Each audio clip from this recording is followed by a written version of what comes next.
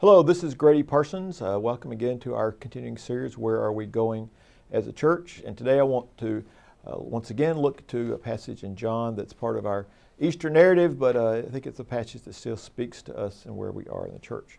This is in John 12, beginning in the 9th verse. When the great crowd of the Jews learned that Jesus was there, they came not only because of Jesus, but also to see Lazarus, whom he had raised from the dead.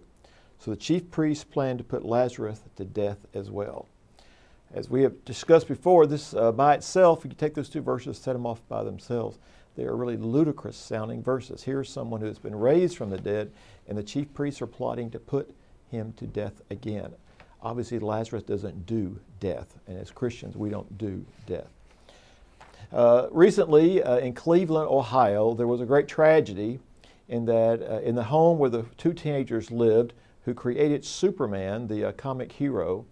There was a historical plaque in front of the house, and evidently somebody stole the historical plaque, thinking because it had been weathered over time that it was actually bronze, but of course it wasn't bronze at all. But you remember the Superman comics and the movies, what I think are the very bad movies that came later about the Superman character.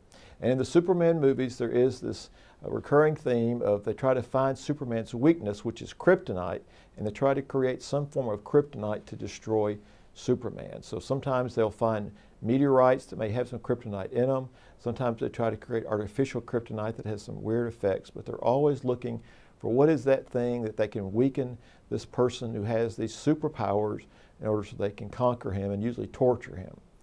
And so it got me thinking about in the church, we often have these sort of mythical kryptonites ourselves, this thing in the church that might destroy us or the thing in the church that might harm us, that we continue that people are going to find about ourselves or find that weakness they're going to use to kind of make us think less of ourselves as Christians, make us think less of ourselves as a church, less of ourselves as a community of faith who are trying to be faithful disciples to Jesus Christ.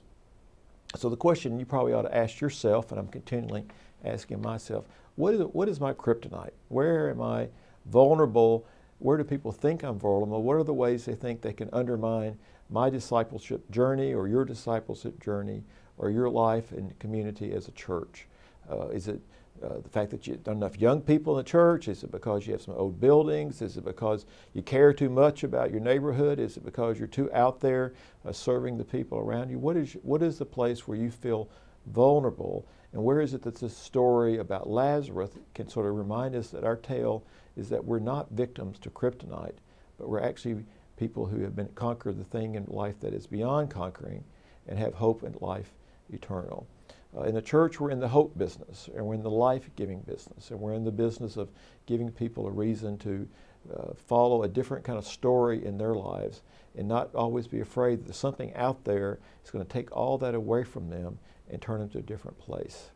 Now, there's some folks right now that are struggling. They're struggling because even though they have this great power that is the church, they're struggling because in their lives great destruction has happened. And I'm talking about the folks in Arkansas and Mississippi, in Alabama, in Georgia, in Tennessee, and in Virginia, people who have been victims, in North Carolina, people who have been victims and are suffering because of the great damage of these great storms we have experienced here in the South. Even in Kentucky, we are struggling with flooding and windstorms and all these things. The first thing I want you to do is to make sure that you find out where the PDA website is, and you find a way that you and your congregation can contribute to PDA, the Presbyterian Disaster Assistance, because there's not a better disaster program in the country than the Presbyterian Disaster Assistance Program, and you need to find ways that you can contribute to that. The second thing I want you to do is just to be ready to look at vacant spaces on your calendar, because there's going to come some time down the road, maybe this summer, maybe in the fall, where they're going to be asking for volunteers to go into these places where there's been so much destruction and have you come and have be part of the team that helps rebuild somebody's home or somebody's livelihood or maybe even help at a church.